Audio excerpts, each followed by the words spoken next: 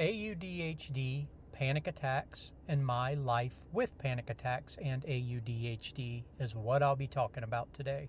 Not some creative topic that I was bouncing off the top of my head this morning after I had my coffee, but the more real one that consumed me a few hours ago while trying to create something in my head and multitasking and doing tons of other things at the same time. I'm sure you guys do, but I get overstimulated pretty easily. I do things that overstimulate myself while knowing they are things that overstimulate myself, while knowing I might be feeling like I'm overstimulated, but I keep pushing through because I'm hyper-focused. Especially lately on the YouTube channel, it gives me a creative outlet, and I feel like I'm getting to create a community, and I feel like the things I'm talking about are important. So it's like this perfect storm of something that craves every bit of my attention and energy, and my attention and energy crave to give their all to it. And that leads to overstimulation for me. And I know I've talked about it before, the overstimulation and stuff, from like the different things, fluorescent lights, sounds, smells, temperatures, bodily signals, internal bodily signals. I don't think I've mentioned that yet, but that's a big one for me. So today it hit me as I was like creating a video and doing all this stuff, or creating the idea of a video, that, bro, overstimulation can also come from the things that you love, that you wouldn't think like, oh, this is going to overstimulate me, this is going to be piercing, this is just going to go right through my skin to my nervous system, and it's going to be too much immediately. It's not that. It's the hyperfocus, the details, the patterns, the research, the learning, the excitement. It's the complete opposite. It's things I love, but it's so much of it without a break or breaks that my nervous system is like, we're done. And then for me, once I start getting signals from my nervous system, like anything, because I'm very sensitive to my body and my internal signals, like anything. If I feel anything that's out of the normal, a pattern that I don't recognize, it's very easy for me to freak the heck out and go into a panic attack. And then, like, you know, a panic attack, it's a panic attack. You're stuck in a thought loop of fight or flight, and wondering, like, what is this? I need to research this. I need to learn. Is this happening to me? What do I do? I need to do something to make it go away. Do I fight? Do I flight? It's a lot. So that happened to me this morning, and I decided to take a break. Like, I need to take a break. I already was going to take a break today, and I just want to be, like, completely transparent with you guys, because I don't want to build the facade of a channel. I don't want to build like my mask, autistic mask version of myself. I want to be like super authentic and express like what's really going on. And I've decided I want to stick to one long form video and like 3 shorts a week. And I'm at or ahead of schedule. I think I'm a little bit ahead.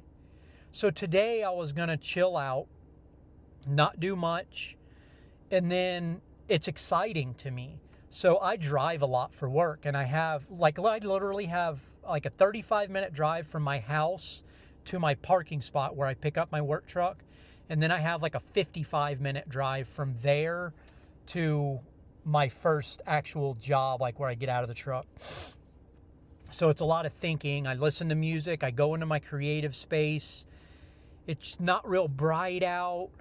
It's not real bright out. My sensory stuff is good, and I'm happy. Like, I'm creative. I was going to say, the truck, the reason I do this in the truck is like, it's my safe space. I like it. It's my little spot.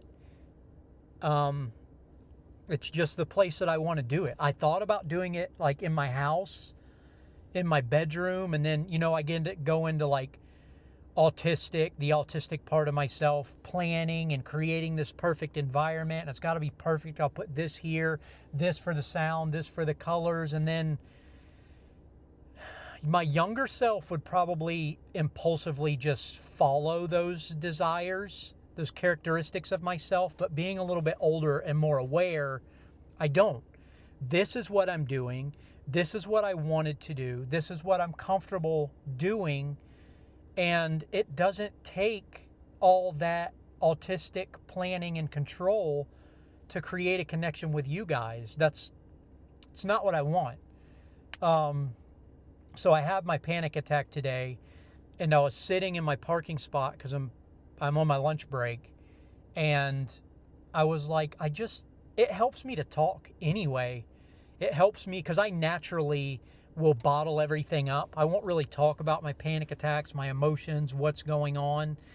And I'm sitting in my truck and I'm like, this is what this community's for. Like, this is what I'm building this for. Like, it doesn't matter that I had this creative idea for my next long form video. I want to talk. I want to express what's going on. That's important to me. It helps me. Like, it really does. And I think it helps you as a listener, or viewer, subscriber, friend, community member, whatever title. I remember, like, for so many years of my life, I was completely unaware of what was going on. What are these panic attacks? What are these feelings? What are these impulses? Like, and just to feel like somebody else understood, or even know that, it happened to other people, was like, thank God I'm not like this gone crazy alien. When I'm thinking alien, I'm thinking of Kesha's song Spaceship, by the way. I don't know how many times I've listened to that song on repeat, but I think I'm allowed to say that on here. Anyway, I love that song, Kesha's Spaceship. So I decided that I just wanted to get on here and talk, and I wanted to express myself, because that's vulnerability. I have my wrinkled up Sublime shirt, so I don't wear my work shirts in my videos, so I always stuff a t-shirt in my bag, like with my laptop and whatever else I'm bringing to work, and then I grab it out of the bag and I throw it on so that I have a t-shirt and not my work shirt on. Most of the time I film like during my lunch break, or when I'm done, like before I get in my personal truck to go home, I'll use my personal time. And then usually if you see me filming while I'm driving or something like that, then I'm in my personal truck, because I try to separate. I definitely don't want to be doing this on my work time. That's not cool, not something I want to do. Anyway, hopefully this helped. I don't know if I stay on topic. I kind of start with like what I want to talk about, and then I end up just talking, and I like that, actually. It's cool, and it's amazing that I have people that listen. So I guess the theme and topic of today was AUDHD, although being educated, is not something that goes into an automatic, easy state of existence for a human because we're simply educated on what it is. It takes for me, it takes a conscious effort. If I want to be not overstimulated, if I want to feel good, if I want my thought loops to be healthy, I have to make conscious decisions to do things for every one of those every single day. It's not like today example, get up in the morning, eat a good breakfast. I've been focusing on my gut health biome in association with my mindset. I think it's a big part of autism. It's a big part of the human body in general, in my opinion. And I think autism, I'm getting hot. I hope you don't hear the air condition. And I think autism, it's important to have a healthy gut microbiome. It's interesting. You should research it. You might find it interesting. So I eat a lot of sardines. I eat a lot of yogurt. I eat a lot of fruit. I eat a lot of vegetables. I eat a lot of nuts. I eat a lot of meat. I try to eat 100% whole food, by the way. So as I'm listing it, I'm like, yeah, obviously they're going to be like, what the heck, bro? I don't always stick to it. I'm a binge eater. So I can stick to it for like a week or two normally. And then on that emotional day where I'm taxed and I'm exhausted, my dopamine's depleted, and my body is like, give me some effing dopamine, I binge eat. And it's usually definitely not whole foods. It's usually processed stuff, sugars, the crappiest crap you could eat. So if you're wondering, that's how I can be overweight and tell you that I eat whole foods, because I can destroy my 2 weeks of eating in an instant. I've been that way my whole life. It's part of who I am. I try to find my balance. I've been doing good for, I think it's a little over 2 weeks. But anyway, I have to make conscious decisions. ADHD, focuses are all over the place, impulsively following what feels good, whatever. Anyway, I have to get up in the morning. I have to focus on eating something healthy. I eat, a can of sardines, some yogurt, a piece of fruit, something like that. I drink black, cold-pressed, cold brew coffee. I have to be very careful with it because I'm sensitive to stimulants. So if I drink too much, I don't like it. And then I go about my day. I drink a lot of water, drink a lot of liquids, but I have to make a conscious decision to, like, basically envision myself of a glass, and liquid going into the glass being stimulation. I have to be careful that I don't let the stimulation overfill my glass, because that's when I become overstimulated. So I kind of have to make a decision to have peaceful moments, chill the hell out. Don't go down a hyper-focused rabbit hole for 3 hours straight and then wonder why my vision can't focus. I have a headache. I feel dizzy. Like, bro, you've been staring at a freaking laptop screen, editing a video, researching on AI, like how to work the editing software in an extreme hyper-focus for 3 hours straight.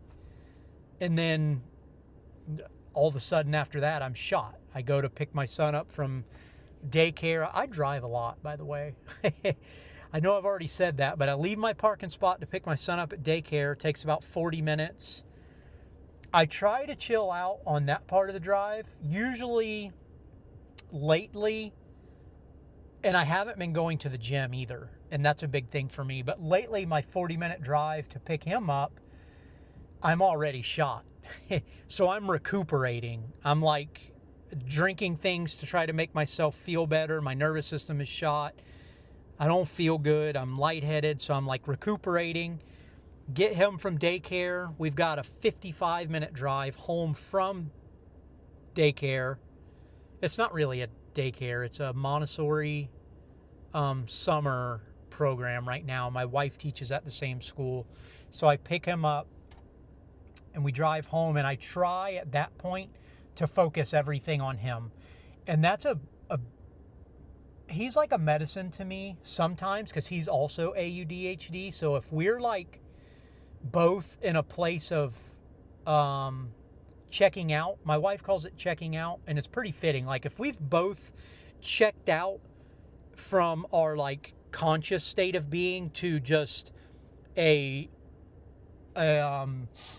reaction to our ADHD characteristics, it's rough. And he's only 5, so it's my job to be like, bro, straighten yourself out. He's checked out. He's AUDHD. You know exactly what he's going through, because I've been there, bro. So I try to focus on him. And he's an amazing little dude.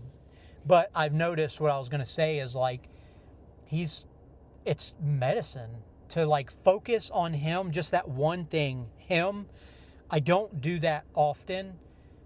I'm usually all over the place, and it's a lot for my nervous system. So to focus just on him really helps me, and it's also beneficial for him.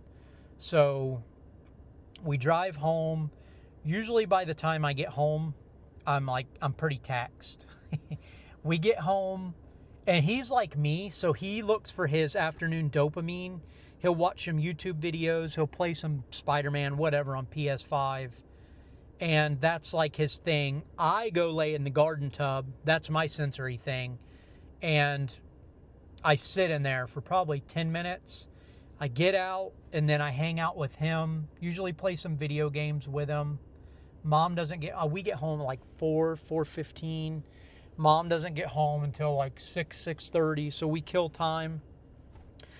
We just bought a new house we were renting, and my drive times are longer, so I'm really trying to figure out, like, get myself together. I haven't been cooking dinners. I'm getting there. I'm getting there. You guys are AUDHD, or if you're ADHD, or if you're autistic, you know what I'm talking about. So I'm getting there. And I'll get there. It's always in my mind. I'm aware of it. I'm getting there. Let me say that again. Sorry. You can tell me to shut up under your voice if you need. Anyway, I have to make a healthy day for me. Get up in the morning, eat healthy, get in the truck. Don't cram music in my ear holes, because I get in my truck at 5:15 in the morning. It's dark, it's nice, it's peaceful. It's good for me to enjoy that and be conscious of that on my way to my work truck. So that is a healthy decision I make. Then try not to rush at work. I get anxiety when I have tasks of things I need to do, also part of the characteristics of who we are. And although my workday is not overwhelming ever, I make it overwhelming. I think, well, I need to get all this done. I need to do this. I want to do this. I want to have my lunch break. I want to do this. And before I know it, I've created an anxiousness out of my workday. So, second healthy decision, don't be conscious of doing that, and don't do it. I have to tell myself, you're not in a hurry. You have the same amount of time in the day, whether you're rushing or not. Just one of the ways you're going to feel a lot better about how you're executing that same amount of time in your day. Using the same amount of time in my day. So I have to make that decision. Exercise is a big thing for me. I've really been slacking, as in like it's non-existent for the last little while. So I need to incorporate that. I'm trying to incorporate it in the afternoon after I get home from work there, because it's hyperfocus is very, very hard for me to shift gears out of something that I love and am excited about to do something that I need to do, which is working out. So I try to schedule my day to work with myself and my characteristics, instead of, for a long time, I was more the mentality of, no, like, shut the F up, suck it up, go to the gym, do what you have to do, like, quit, you know what I'm saying? Like, basically not acknowledging myself, that I can exist that way. It's not the optimal way for me to exist. So I'm getting to it. So yeah, exercise, script my day to myself constantly, like what it actually is instead of what my natural state of being makes it be. Basically be conscious, make conscious decisions, do conscious things. And that's how I stay away from panic attacks. I haven't been staying away from panic attacks because I haven't been being conscious to stay away from the panic attacks. It's every day. It's not, I don't mean like it's every day a panic attack. It's every day being conscious of who I am and what it takes to be who I am healthily. I'm going to end it on that. If I keep going, I'm just going to go. So I'll see y'all in the next one.